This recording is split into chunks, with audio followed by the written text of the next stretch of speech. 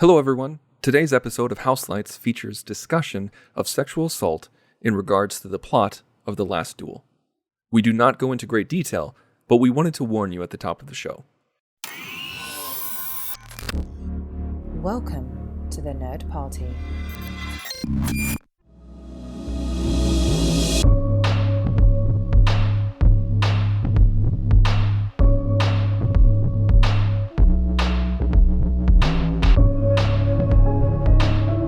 Hello, everybody at home, and welcome to Houselights, House of Scott. Today, we are talking about 2021's The Last Duel, starring Adam Driver, Matt Damon, and Jodie Comer, told from their three perspectives. I am joined, as always, with Darren Moser and John Mills. John, how are you doing tonight?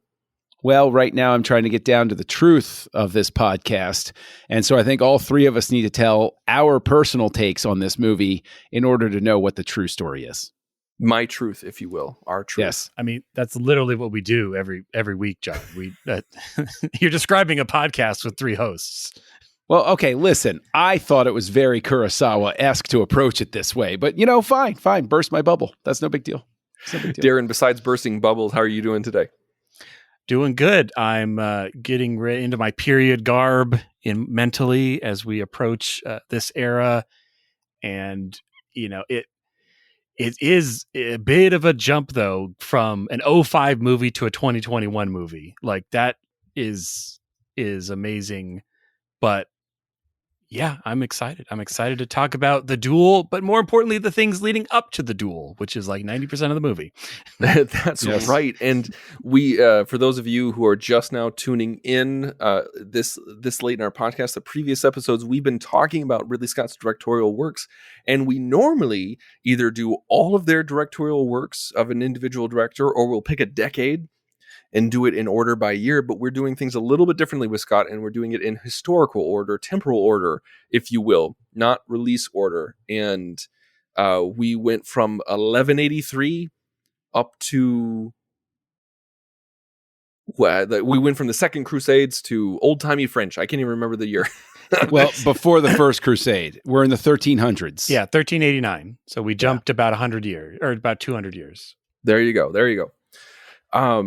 I did not see this movie in the theater. I don't think many people did.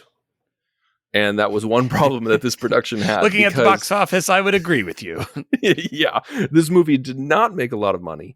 And it's really sad too, because this movie was halted by COVID because of COVID, and then it restarted up. It was released during later COVID, and it was also released during the Disney acquisition of Fox, and Disney put no advertising money behind it whatsoever. I saw the trailer because I sought it out. I never saw any ads online, on TV. I never saw any radio spots. I never got a telegram about it. It was absolutely crazy. And so I want to ask, I saw it as soon as it was released on video. I watched it because I don't think I was going to theaters at the time.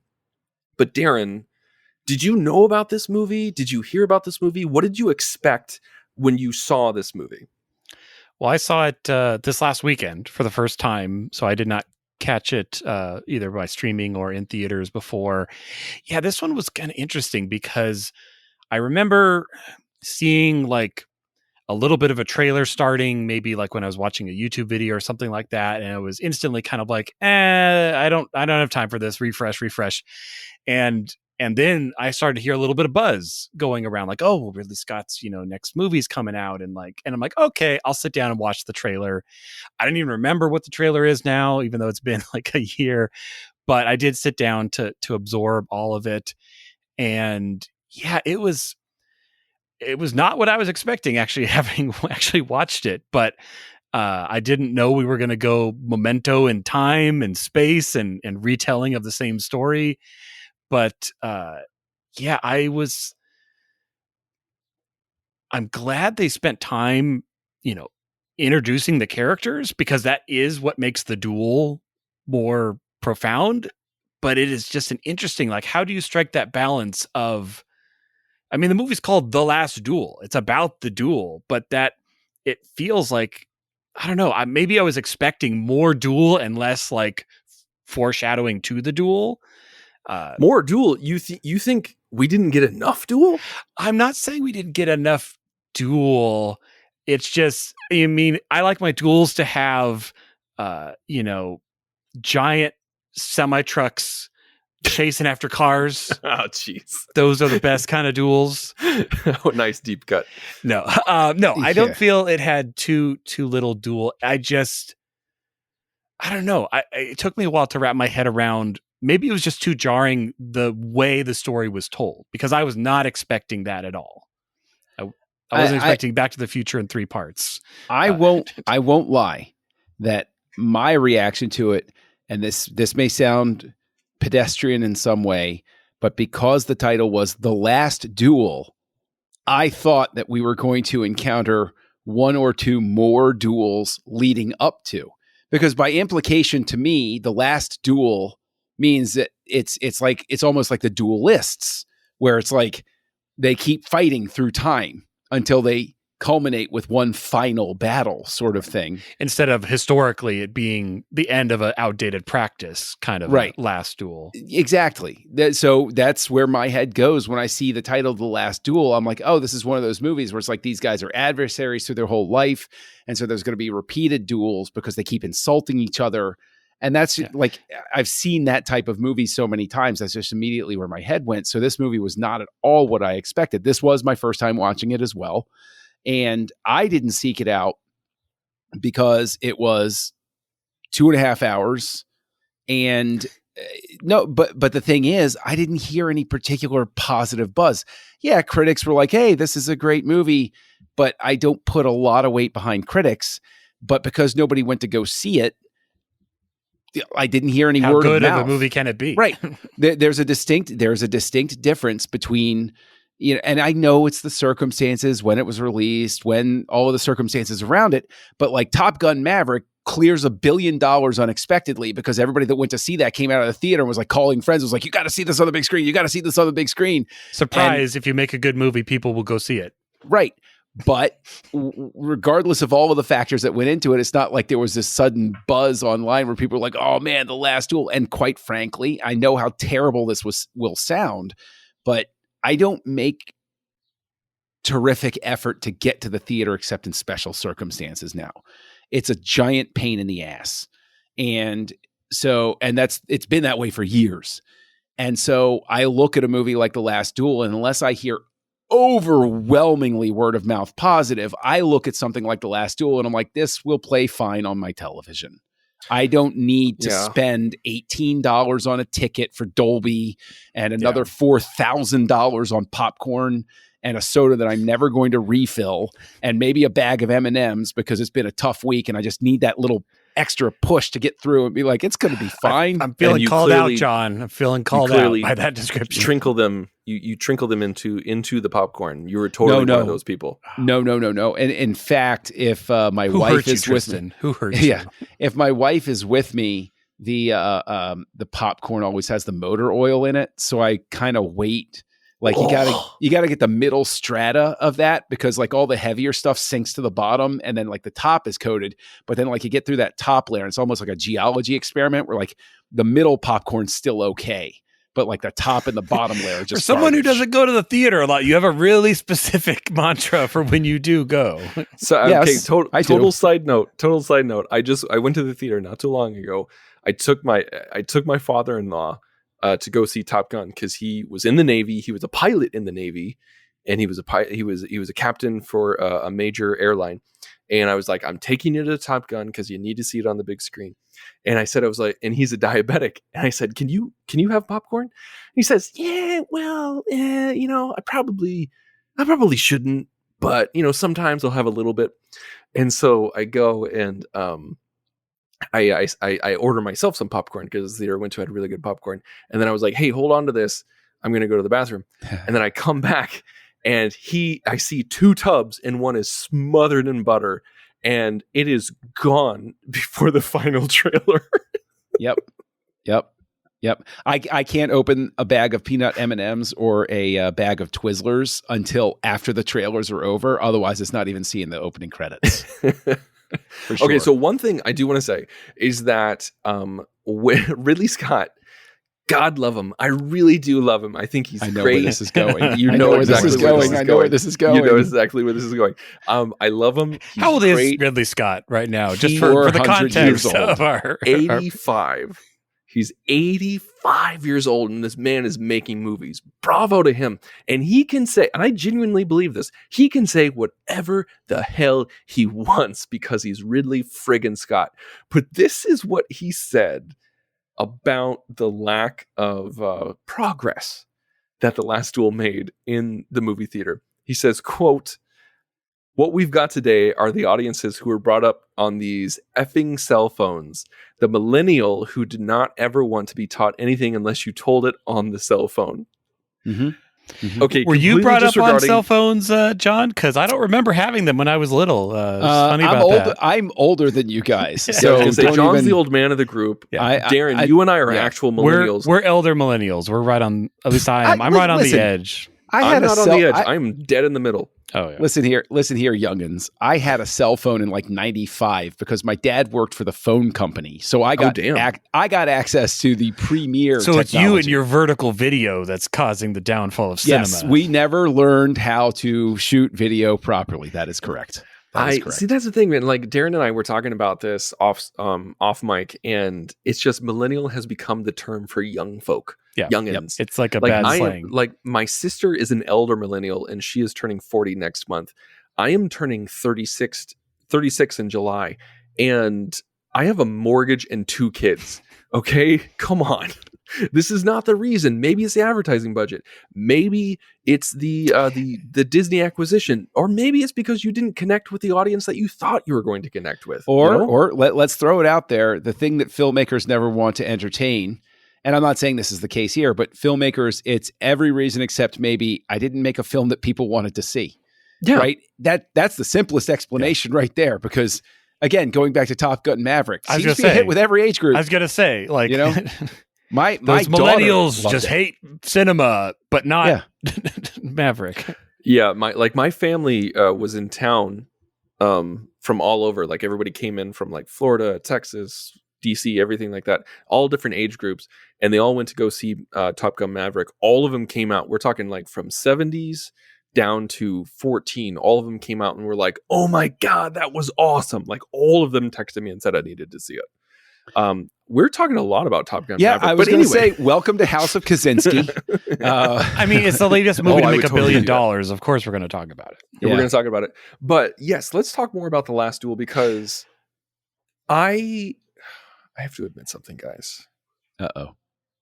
I really like Adam Driver. Like, I think Adam Driver's a great actor. I mean, are you? Yeah. I mean, like, why do you have to go into That's not that a secret. voice? Like, Adam were you about to Driver send is a a great. He's a Yeah. great actor. were you about to send like a MASH note to us about it or Oh. something like that? Oh, It's wait, okay. you're just talking about his acting? Yeah, no, so am I. Yeah. He No, is a I'm sorry. striking man too, honestly. No, that's the thing is that like I'll give anything with Adam Driver a try. Like you give me Sure. Driver and Scott, hell yes, absolutely, I'll watch it. And so I knew that this was told from 3 different perspectives, and I love that kind of hook. Like that's a good hook to me. Like if you give me nonlinear storytelling, or if you give me something from perspectives or anything like that, like you have my interest.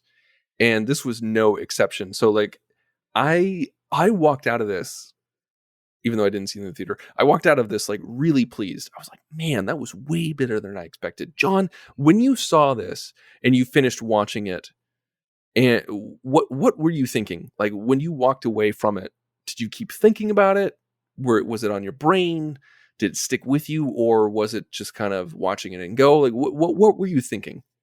Yeah, I mean, I literally just watched it very, very recently, so I have thought about it. I mean, you know, I knew I had to think about it for the show and everything like that, but I would have thought about it anyway, primarily because you know, no matter what the overall final product is like, Scott always makes interesting movies. Like he's always doing something interesting or asking an interesting question.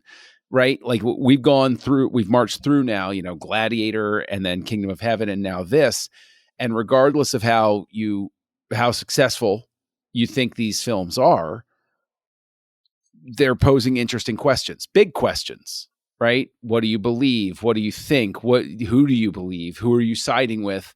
And that sort of thing. So, yeah, I mean, you wind up thinking about a Ridley Scott thing. Will I be thinking about it a year from now? I don't know. I might, because, like it might wander into my brain where it's like, I'll go ahead. I'll fess up right here. I think Jodie Comer is one of the most underrated actresses out there right now. Now, you might say underrated. She's in a lot of stuff, but she's not as much a household name as I'd like her to be. Like I think she's a terrific actress, right? I couldn't tolerate more than 2 seasons of Killing Eve. I got like a couple of episodes into the third one, and both my wife and I were like, this show has just gone insane. I'm done with it. But she always stuck with me. I always found it to be such a curious waste that she's in like a shot of Rise of Skywalker. And I'm like, you got Jodie Comer and that's it? Oh, I always forget about that. It's so weird. It's an interesting choice. I get it. But she, like I'll think about the performances in this. I'll even think about, the fact that like, even though the hair and eyebrow dye job were so interesting, like Affleck, which character are you talking about? I can't imagine who. But Affleck is always such a fascinating actor because you always underestimate him. And then he comes in with a performance where you're like, oh yeah, this guy's actually got chops. He's actually really good at what he does. You and have to look past the fact that it's Ben Affleck. Like your mind is a preconceived notion that once you push through.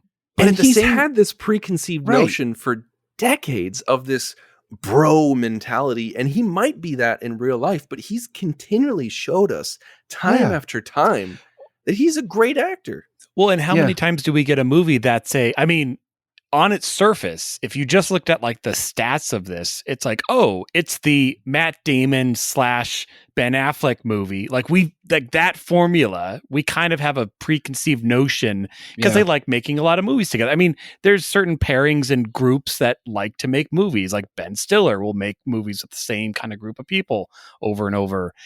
But I mean, I'm not saying that this is that kind of a movie because it's definitely not. It's not like, oh, this is what I expect out of all of my Ben Affleck, Matt Damon, movies.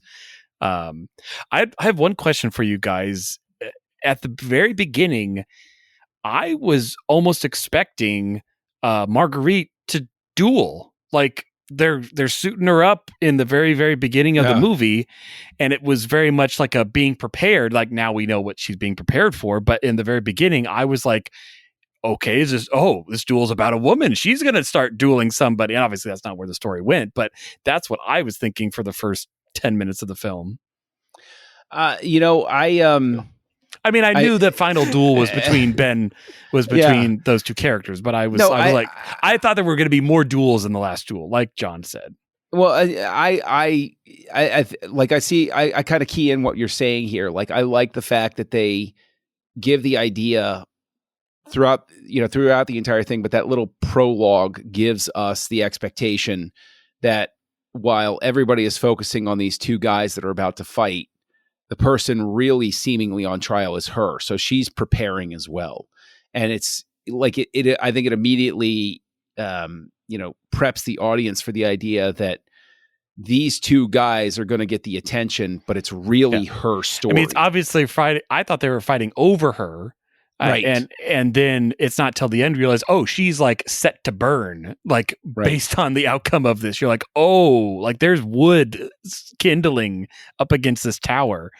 And it's like, oh, dang, this is. But even that's so interesting. What I like about a Ridley Scott approach to history, and I think we talked about this with both Gladiator and Kingdom of Heaven, right? Is Ridley Scott's approach to history is he never judges it. I know that's a weird way to say it, but he has a very factual way of presenting a story where you get the sense that the filmmaker isn't getting involved in putting his finger on the scale. It's almost a documentarian approach to things, and it's something that goes through all of his work. And I think it's what makes him another thing that makes him such an interesting filmmaker is when he's presenting the story. It very much, I wonder if it's just the time period, the school of these filmmakers that came up around the same time, because you see it reflected in a lot of those 60s and 70s era directors, where the way that they present the story makes it very obvious that the story is what you're reacting to and the characters are what you're reacting to. And the director is not pushing his own perspective on things in there. You see it in Lucas, you see it in Scorsese, you even see it in Spielberg, right? Spielberg's he's the most likely to be subjective with his take on things, but there's still always this implied distance. And I think that's what's so interesting, is because we're sitting here, we're talking about stuff that by today's standards, wait, the duel is going to whoever lives determines who's telling the truth. What kind of insanity is that? But the movie never presents it as insanity or lingers or has any sort of like telling musical note or anything like that. It's like, no, this is just the way people lived. And I nobody's love that. winking at the camera. Yeah, right. no. Yeah. And saying, can you believe this? Right. There's no character that's like, can you believe we live in such times as these? Maybe sometime 600 years from now, things will be better. You know, well, and granted, like they already did set up that that's almost antiquated for the time it's in, because they are like, well, no one even does this anymore. But if you want to, you reached into the law and found it and said, so guess what? That means that it's God's will. God's will. God wills it. No, it's one of those things where it's just like, yeah, I guess you can do that. It's like when you go to some Alabama town and you find out that it's still on the books that women and men can't walk on the same sidewalk. It's just like one of those things. And they're like, I guess if you want to duel to the death, okay.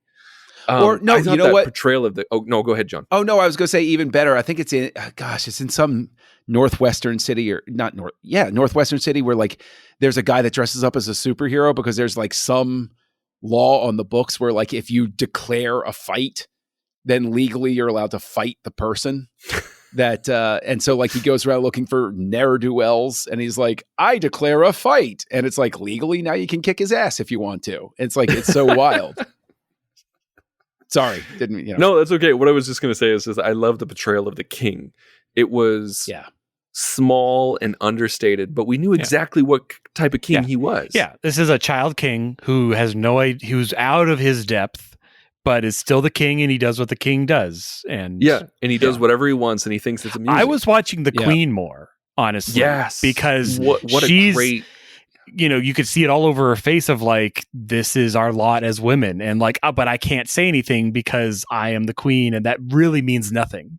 It's like the king is the king. And speaking of which, how tragic was the Mother Carouge? Yeah. With like that scene in the chapel when she talked about she was raped as well. She's like, I moved on. I had to, to that effect, something like that. And Jodie Comer's character, the Lady Carouge, was like, didn't want to.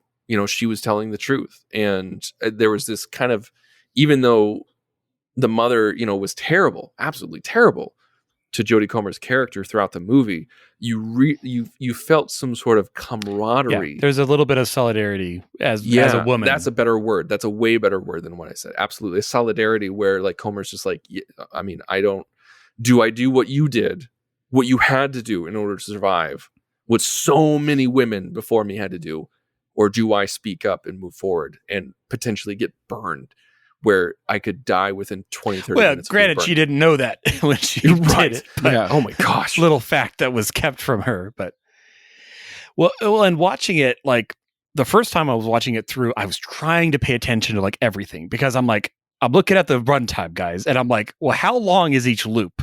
That was my initial question. I'm like, is this like a 40-minute loop? Because that's a lot to remember to compare to the next telling. And obviously it was told well and not a complete, moment to moment, but it was interesting looking for those differences. Like, I mean, they start right off in the charge across, and one, he calls out for the king, and the other one, the other guy calls out for the king. And, it just little like differences. Driver saves Damon's life, and in the other one, Damon saves Driver's life. Yeah. Right. Well, what I like particularly is that for both of these guys, Comer's character, Lady Carouge, whatever. The names are never going to stick with me on this sort of thing. They're not. But for them, it's basically like two perspectives on douchebaggery.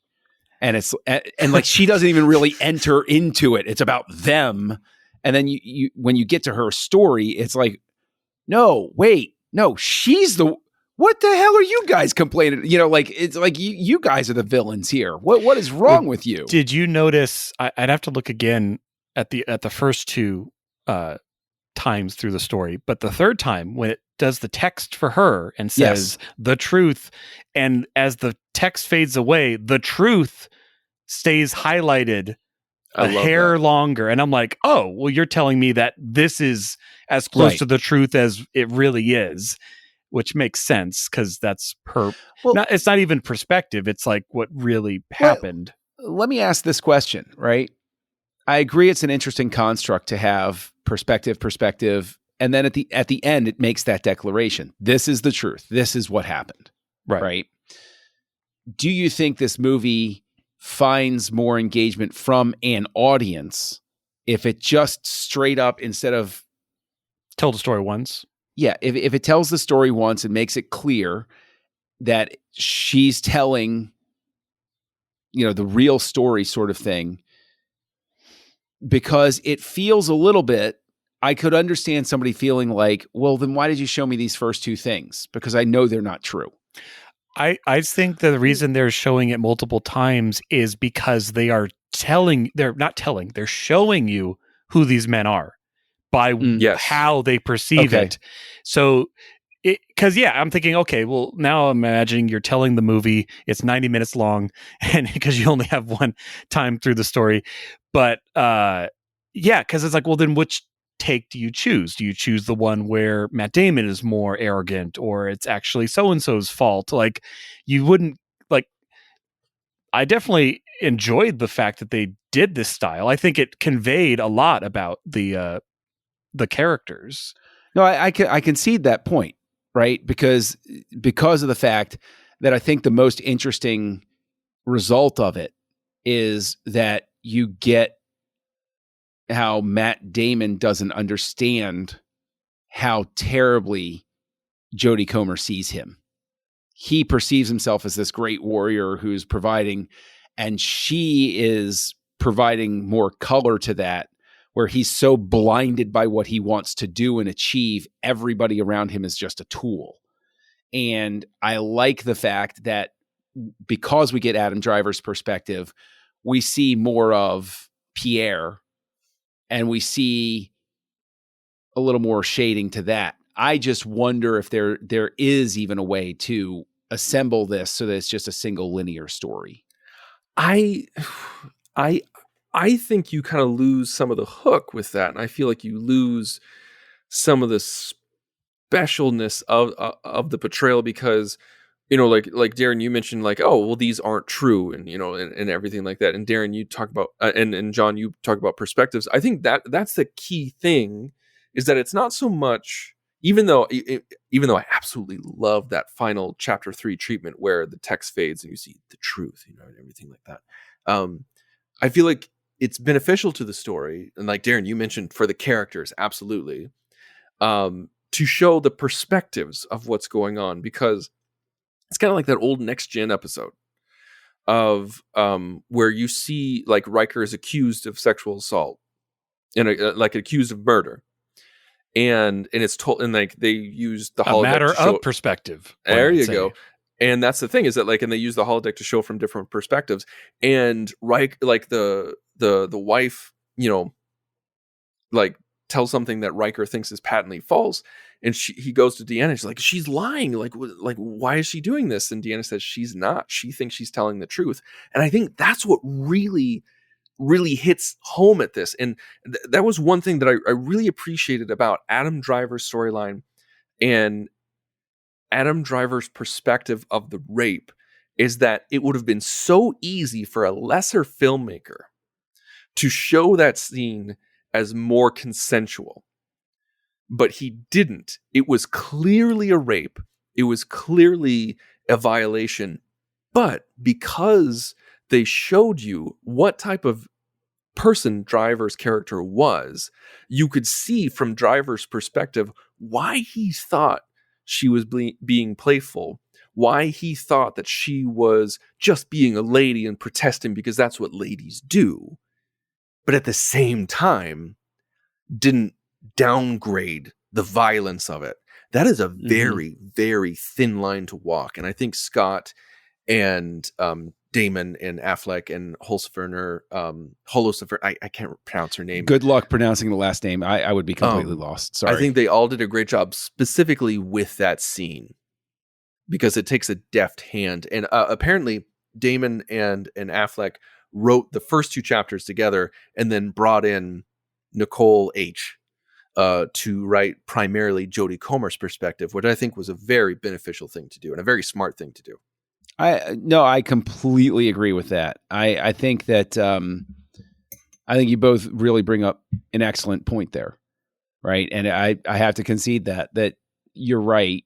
If this were put together more in a more traditional linear style, as I listen to you and I start processing what you're both saying, what I almost wonder is if there's an added benefit for the fact that it presents, and I guess by this point, even though we're watching everything in historical order, Scott as a person reminding us how either Damon's or Driver's perspective might be what we read in history, but it's not actually, it's still true, but it's from a perspective. And so it's more important to look at things from the entire perspective, which of course, it's not just a timely thing. It's something that people wrestle with all the time. Like looking back through, and looking at it with that balanced perspective on things, everybody's point of view on stuff. Yeah. And besides perspective, the other thing I really liked about the story was it was kind of a story of these 2 characters and these 2 men. And it was like, look at the divergence of these 2 men because of the tiny choices that are made and the luck of their lives. Meaning, because they both technically as equals start out in the very beginning where and they're choosing and they're fighting, and then it's like, and this one gets a little bit more favor from the king now, and then this one like slightly insults someone and that goes wrong, and so they kind of start out as mirrors of the same character, but then fate, as it were, kind of obviously through their choices diverges, and you end up with Guy and John. Agree. Guy's from King of Heaven. Oh yeah. Oh, sorry, and Grease. No. Sir de Grease. That's what I was thinking of. No, I sort of understand, not understand, but like sort of what I'm seeing now is another reason it's so important to show both of their perspectives is because of what you're saying, Darren, where that opening moment where Matt Damon decides to do the one thing that screws his fortunes. He leaves his post. He perceives it as a great heroic act, whereas Driver looks at it as, oh, well, all right, he's going to die if we don't go off after him. All right, everybody, let's go fight. But because Damon is the one that instigates the action, that's why they lose the bridge. And so you understand why Pierre just can't stand Matt Damon. Like he's just disgusted by him. Like you see it immediately when Damon comes up and kneels down and he's like closer. And then he comes closer and he takes his hand. You see Affleck like look away like, ugh, this guy. Like this is the guy that made me lose a huge portion of my property. Thanks a lot, guy. Darren, that's a really interesting read. I never would have thought of that, but that is a very solid read where you get 2 perspectives of what started out as the same guy, and then you get a 3rd perspective reacting to both of those. Right. They're both terrible men. Like they're both not good men, but yeah. No, But I like that. They're the I like heroes that of their aspect. own stories. Yeah, because again, it's different than perspective. It's because it starts to interweave with the choices. And I mean, you have Matt Damon's pride. Like his pride gets him in trouble like a ton. I mean, when when Jodie Comer's like, well, you didn't say that out loud, and he's like, I did, and you're like, oh, that's not good. And again, it's a very slow divergence, but that is another moment where the life of him and the life of Adam Driver are farther and farther apart. And then it was really fun to then see it through Adam Driver's perspective, where because again, we're seeing it first from Matt Damon, and he's like, oh, he's getting everything, and I'm like, oh well, I wonder what's the other foot. And then you see like, yeah, he's not perfect either, but he's shrewd, and has the ear of the king. And it it makes you think of modern days, where it's like, how many times in modern life is that one connection that you had with the boss or the whatever, and it just and you can see that your life spun into a much better version because of the right place and the right time. Or we all have the one person that we know where being abrasive is their proud, like that's their plant personality, their flag almost, in it. And it's like, how many of us have been, the Adam Driver thing where it's like, look, he means well. Yeah, he's my friend, but like, I get why you hate him. Yeah. I do. And so it's like you can watch your friends self-destruct sometimes, and you're like, okay, yeah, I know, but I still love the guy, and I'm going to stick with it. It's cool. But then additionally, you distill it out, and you find out that, these two personality types can only coexist, especially as friends, in a certain set of circumstances. Because when you get into with a pre-existing friendship, right? But when you get into a different environment where you have to be that different person, or you have to play that political game, right? They could have been friends forever if they were just peasant farmers living on somebody's tract of land somewhere. They would have been fine, and it would, and Matt Damon storming off and being a jerk would have been like, oh, there he goes. He's in the stocks again. Ha, ha, ha. Let's go get some mead. Whereas with this, you kind of get that perspective with Adam Driver, where he's like, oh, yeah, God, they're both squires. Yeah. And even though like Matt Damon becomes a knight, which is a higher, I mean, there's a scene where he's like, you'll call me sir. And it's like, you're totally right, because you went off to war. But Adam Driver has the ear of the king, and he's more financially savvy, and he's not manipulating, but he's coercing the betterment of his life. And it's I really like that aspect of the story. That was, not to be pedantic, but you keep saying ear of the king, and it's ear of the count. Oh, that's true. But the ear of the count, is how he gets the ear of the king, because the count can talk to the king. Yes. King don't want to get any letters. It's all French, okay? I don't king or count. But you know what? I deal with the emails, okay? You guys don't. Let's talk about the French thing, because there were a couple of scenes where they had group scenes where everybody's speaking English, obviously, throughout the movie. But then they had these group scenes where, to my ear, now I wasn't watching it with, I don't have 16 channel Dolby surround in my house, and I have to watch it in a room loud enough that it doesn't wake up everybody. The subtitles italicized. No, but like, it seemed to me that like at those group scenes where people were singing and everybody was like, drinking and everything, they were singing in French, right? I'd never noticed. Maybe. Okay. I don't remember, because I don't remember singing. Well, I couldn't really make out what they were saying, but it didn't, like, I couldn't pick up the words, so I just presumed it was French. Because if they did that, and I will go back and re-examine it, because if they did that, that's one of those things that gets under my skin. Because if you're going to have everybody speak English and then the guy singing French, it's like, well, no. Consistency, translate the damn thing and have it work in the meter. But like, if things go wrong, we'll just scuttle the ship. There you go. No, but like seriously, it's everybody's speaking English, and I accept that, because it's like, if I were speaking French, it's not like everybody would be walking around talking like Lumiere from Beauty and the Beast, All we have is this ridiculous accent. Your mother was a hamster.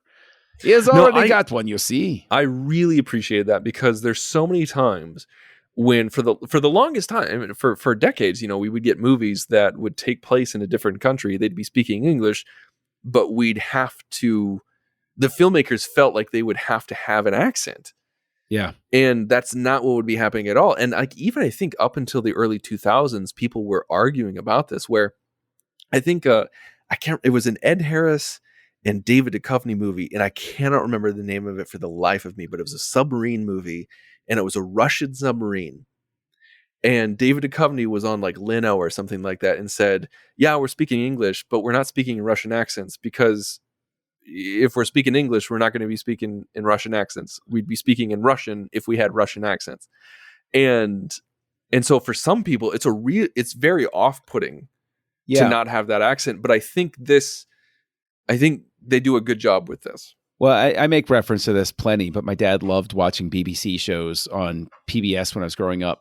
And I remember my first encounter with this was he would watch a Hercule Poirot series, and it's set in France. Love Poirot.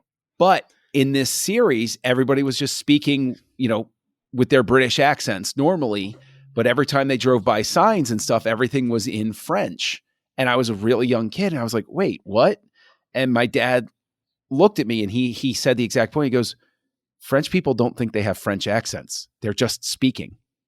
And it was at that moment where I was like, oh, so I'm very much in the camp of don't do it. Just you're speaking. It's fine if you have your Scottish accent, because, but Scottish is like a version of English. Like, it's not, like, oh no, what is haggis? Yeah, no, I was referring more to the Hunt for Red October thing. Yeah.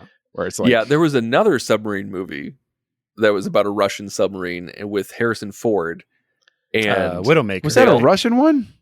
Wasn't it? Yeah, but I thought he was on the. I never watched it, so no. It was like they all had terrible Russian accents. They were all terrible, and I remember because if you look at other movies like Girl with the Dragon Tattoo by Fincher, some people have accents, some people don't. Lisbeth has an accent, but then Mikhail Blomkvist doesn't have an accent because it's Daniel Craig. And my acting teacher in college, I once did a scene from a play that was British written, and I did an accent, and I did a terrible accent. And he told me, he's like, if you can't do a good accent, don't do one. People will forgive not having an accent over a bad one. And just so ask Kevin Costner. Oh my gosh. I still love 13 Days. It's a good movie. So, I love 13 Days. I haven't seen it. So, really? You should. I want to. I'm going to. That's a very good movie. We should watch it together. That'd be fun. We should. So, not to jump to the end, but I think we can jump to the end. Let's go to the end. What about... I keep thinking of in the very end of the duel, where Adam Driver is protesting, like, it was not a rape. It was not a rape. I swear to God, there was not. And with conviction, he definitely doesn't believe that. And what did you guys think of that scene? Because again, we've experienced it 3 times through 3 different perspectives. And obviously, oh, you're right, 2 times. But yeah, it was an interesting moment where I'm trying to remember if in the moment, if I believed him or not. I think I believed him in what he thought was true, but I did not believe that it was true, because I'm like, no, you're wrong. Yes, I was the exact same way. I feel like you could have gone either way with it, where in that moment, you could believe that he believed it was true. Yes. Or he had a knife to his throat. And he's just like, I better pull off the performance of a performance of a lifetime. I think either could be true, but him not raping her is not true through the portrayal of the movie. Sorry, I'm cutting you off, but no, go for it. Even if though, the thing is, it's to the death. So it's like, okay, let's say you convince Matt Damon that you're telling the truth. He's not going to not kill you, because the only other option is that then he puts down his sword and you kill him, and that's not going to happen. I wonder is if the play in that moment would be what was the play? I'm trying. I mean, or to save the friendship, I'm still your friend. Like I didn't actually do this. I think the play in that moment is simply Driver knows he's beat, but he doesn't want his name sullied. Oh, because the name being good is important. Because remember, when we first meet Jodie Comer's character and her availability for marriage, it is specifically because her father has lost face. Right. And they talk about that. And so we know from that you would rather die while preserving your name than, it's the whole death before dishonor thing. Now we know it's not true. I think the interesting thing is to wonder, does he truly believe it wasn't? Or do we think he's lying to himself and it's one of those constructed lies where even in the final moment, he can't be honest about it because he doesn't want to like it's one of those things where it's like, if I'm going out, I'm going to believe what I believe and I'm not going to back down because I'm dead anyway. It's not a lie if you believe it, John. Right. It's the Costanza defense. I think he believes it. And I think they've portrayed enough of his personality that I think he believes it, and it doesn't even cross his mind that he is like, I am not wrong. Meaning, I'm the hero of my story. Yeah. Nothing I do is wrong. Yeah. He's not trying to sway. I mean, I agree with you in that he doesn't want his name sullied, but I don't think it's him going. He's like, he's not trying to lie to save face. He literally believes that he was not wrong. Okay. I mean, I think I lean towards that with Darren. Like, I'm like Darren, where I kind of lean towards that, where he's so arrogant and narcissistic that he doesn't believe. And I'm not saying good or bad. Wrong. I'm just saying I believe that character, that was his mind state. Oh no, I'm completely down with that. I think it's a completely valid read, but I think it's one of those things where if I ever revisit the movie, that's a moment where I'll sit there and I'll be like, huh. Like it's one of those ones where I think it makes the movie.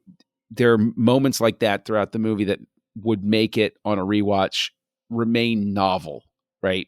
The only reason to rewatch a movie is because the interesting thing remains interesting, right? There are plenty of movies that are put together really well, but there's no oomph left after you've seen it once. It's like, it was put together well, but why would I ever revisit it? A scene like that and other scenes in it make it an interesting film to say, I might sit down and like, let's see, let me test my conclusions about the first time I watched it is what I would say. And so I think that scene is an interesting one to sit there and pick apart because I could argue myself into any of those perspectives on it. Now, I want to ask you guys about the actual literal duel. What did you guys think of the duel? How it was shot, the choreography, the drama going back and forth? When I watched this with I saw this before and then I watched it in preparation for this podcast with my wife, and this was her first time watching it. And when we got to the duel at the end, it was really funny because as they were going back and forth between oh, Driver's winning. Oh, Damon's winning. I'd hear from the side of the bed, oh, and then I just started laughing because she did it 3 times in a row. She's like, sorry, I didn't know I was doing that. So I thought it was really great going back and forth because I knew this was based on a true story and I purposely didn't look it up before I watched it because I didn't want to know how it ended. I didn't want to know who won. I want because this could have been a tragedy. Thankfully it wasn't, but I thought they did a great job of editing and choreography of not thinking that it was one-sided. These are two warriors who know what they're doing and they were equally matched and you have no idea how this is going to end, at least in my perspective. Darren, how did you feel? Yeah, I was totally enthralled the entire duel. I too didn't know how it was going to end. And I think if I had thought about it a little harder, I would have probably realized, in all likelihood, the ending is not going to be, and then the wife was burned alive. Like, just usually in movies, that is not the case. But I didn't think that far, and I was like, I don't know who's going to win. And like, because they were very evenly matched. I mean, Adam Driver had youth on his side, where you could tell he was, he's still a competent fighter, and he is a little younger, and it's a little easier for him to do everything. But they were going at it, and what was it?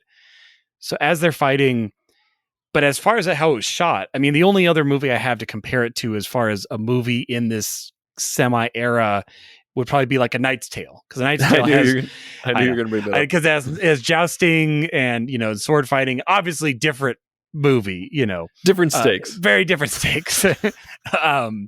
Weighed and measured, all that stuff was said at the end, but no, I think it was great, and I think they did a good job of realistically hurting each other, because you'll see movies where like one guy gets his arm cut off and he keeps fighting. It's like, dude, you're going into shock, like you're going down. Like, I'm sorry, but they just obviously rub some dirt on it and he keeps going. Yeah.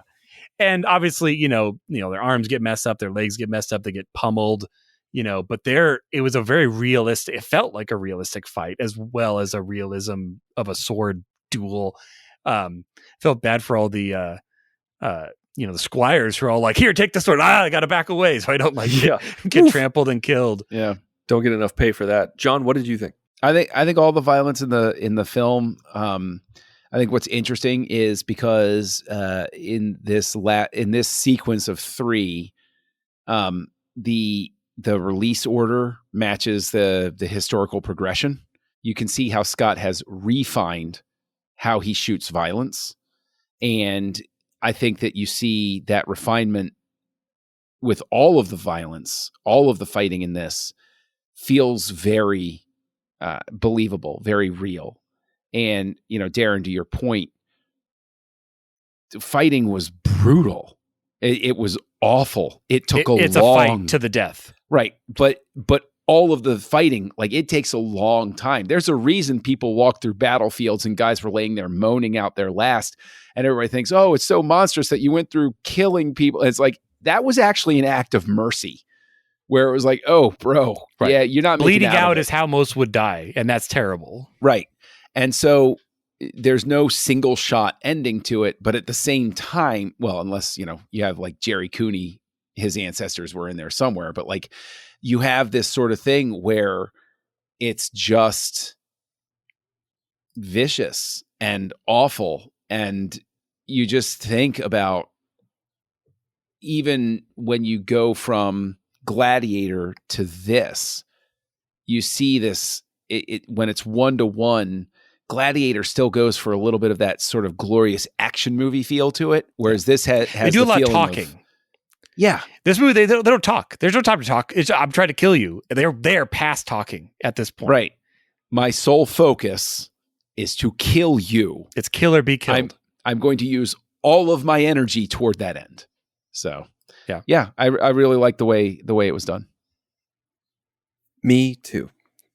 Excellent. All right. I mean, I would tell film students. I mean, obviously, it's a movie called The Last Duel. It better have a good duel. They got to they got to check that box. But I would tell film students, watch this. It's a really well done duel. Like, I can't, you think of like Rob Roy or some other, like, there's been good duels out there.